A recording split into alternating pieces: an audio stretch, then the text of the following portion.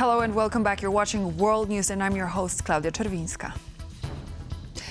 According to the U.S. plan to end the war in Ukraine, bringing the conflict to an end would require Kyiv to give up territory to Russia and limit the size of its army. Here's more on what the 28-point plan would entail.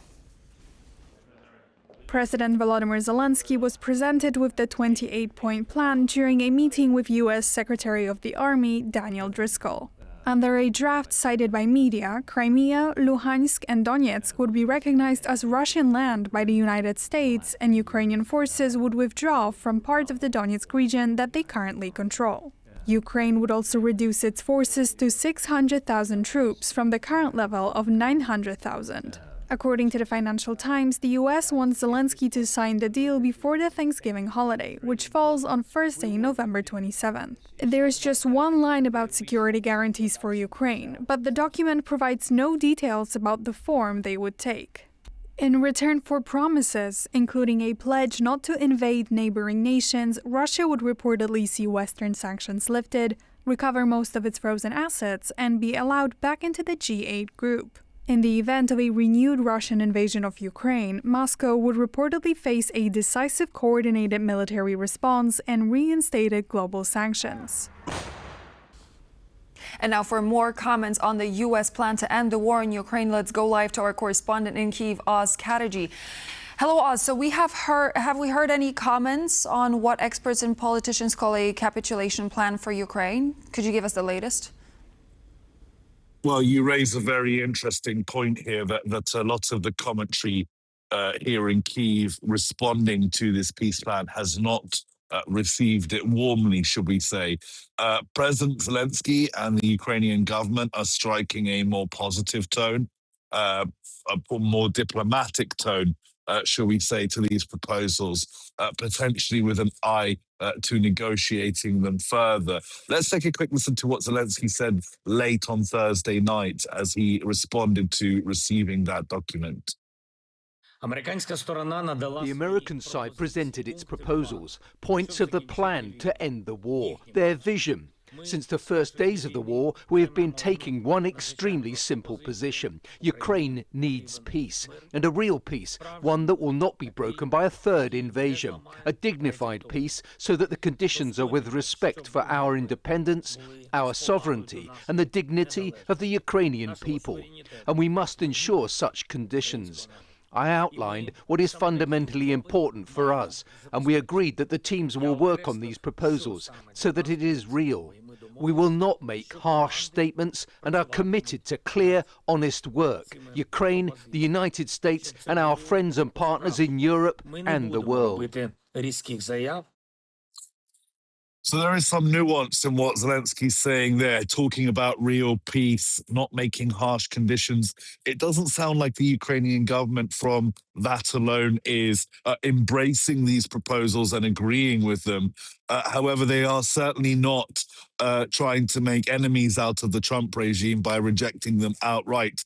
What we're hearing from the media, from other lawmakers who aren't involved in direct diplomacy, is a lot harsher towards this plan, calling it a capitulation. It's important to note that two of the plans involved removing Ukrainian forces withdrawing from the Donbass region, the areas that they control, and reducing the size of Ukraine's armed forces. These are two things Kyiv has flatly rejected multiple times. So much of the impression here in Ukraine, from speaking to people, from looking at the media, from listening to what other politicians are saying, both in the government and in the opposition, they are saying that these terms basically give Russia most of what it's been asking for in these rounds of negotiations between Kyiv and Moscow. So certainly no happiness at this proposal, but from the Ukrainian government side, at least, I think they feel confident that they can still negotiate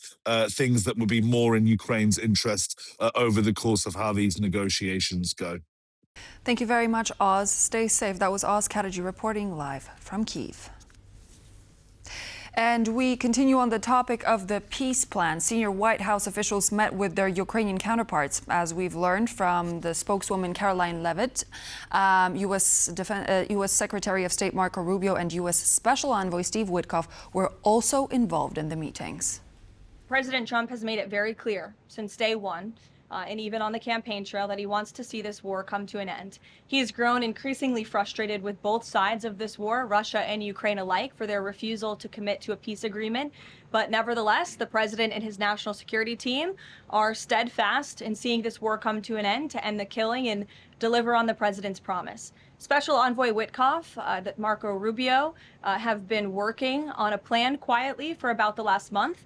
They've been engaging with both sides, Russia and Ukraine, equally to understand what these countries would commit to in order to see a lasting and durable peace. They have been engaged with both sides, and these talks are continuing. As always, I'm not going to litigate the details of this plan as it's ongoing and it's in flux, but the president supports this plan. It's a good plan for both Russia and Ukraine, and we believe that it should be acceptable to both sides, and we're working very hard to get it done.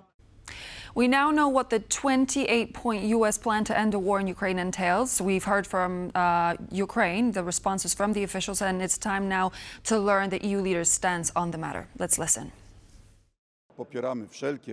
Of course, we support all efforts for peace, but let's remember that Europe is currently the main supporter of Ukraine, both financially and militarily, and Europe's security will be enhanced or diminished by the way this war ends. So, of course, as Europe, we demand involvement in this decision, and in my opinion, it is not the victims' ability to defend themselves that should be limited, but the aggressor's ability to aggression. We are supportive of any plan that brings about just and lasting peace. As for the peace plan we understand that President Zelensky has been presented with, we have always said that any peace plan to work, it has to be with Ukraine and with the Europeans on board. I still consider it to be a list of issues that urgently need to be discussed between Ukraine and Russia, not a final plan. I welcome once again the fact that the United States of America is also attempting to bring both parties to the table. The German position is the European position, and that means we are backing Ukraine. We want to ensure that Ukraine can discuss these points from a position of strength, and it will be Ukraine that has to decide what compromises to make, just as Russia has to make such decisions on its part. We are not arbitrators here, but we are Ukraine's advocates because Ukraine is defending its own freedom and the freedom of Europe. Time for an update from Ukraine. Here's more on the latest Russian attack on the Ukrainian city of Zaporizhzhia. We advise caution as what you're about to hear and see could upset you.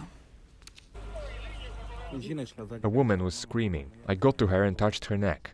I checked her pulse. It seemed like there wasn't one, maybe just very weak. We started clearing the debris. Together with a police officer, we began to pull her out. People were shouting, "Help us!" He went over. He was gone for a long time. When he came back, he said, "Give me antiseptic." They were pulling out a woman there, but she had already died.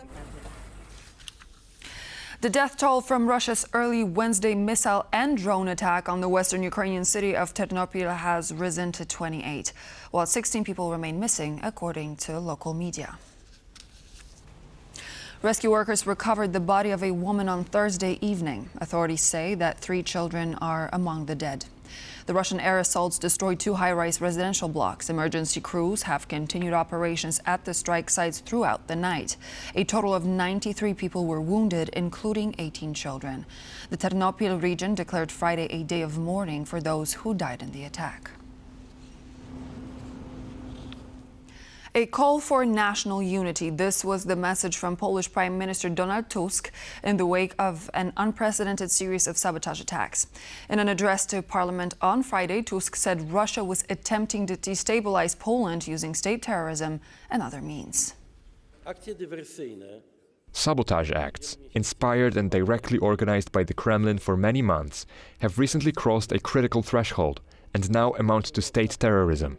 Their aim is to endanger people's lives and destabilize the foundations of the Polish state. In the last few days and hours, we have witnessed the blowing and destruction of railroad tracks and a massive disinformation and propaganda campaign, accompanied in Russia by discussions of guerrilla warfare in Poland and the harassment of our ambassador. Russia wants to weaken us at any cost, because today Poland is too strong to be attacked directly. Moscow's strategy is clear. They want to pit us against Europe and Ukraine, and most importantly, they want to pit us against one another domestically. We cannot allow this scenario or any part of it to become reality. The Confederation of the Polish Crown, a far-right Polish political group led by MEP Grzegorz Braun, published letters advocating normalization, an Eastern policy addressed to Poland's Foreign Minister Radosław Sikorski and Russia's Foreign Minister Sergei Lavrov. Despite this appeal, the politicians did not condemn the recent acts of Russian-linked sabotage that occurred in Poland, which had prompted Sikorski to revoke the operating permission of the Russian consulate in Gdańsk. In their letter to Lavrov, the group also protested the removal of Polish military decorations such as the Virtuti Militari Order and the September Campaign Cross from the Polish War Cemetery in Katyń. They demanded that Russia restore the dignity and proper condition of the cemetery. The exchange comes amid heightened tensions after a series of sabotage attacks in Poland, widely attributed to Russian operations. The Polish government has been tightening security and diplomatic measures in response. And so this is all the latest news for now. Thank you for joining me. I'm Klaudia Czerwińska, and I hope to see you back here for the Midday Report at 2 p.m. CET. We'll see you there.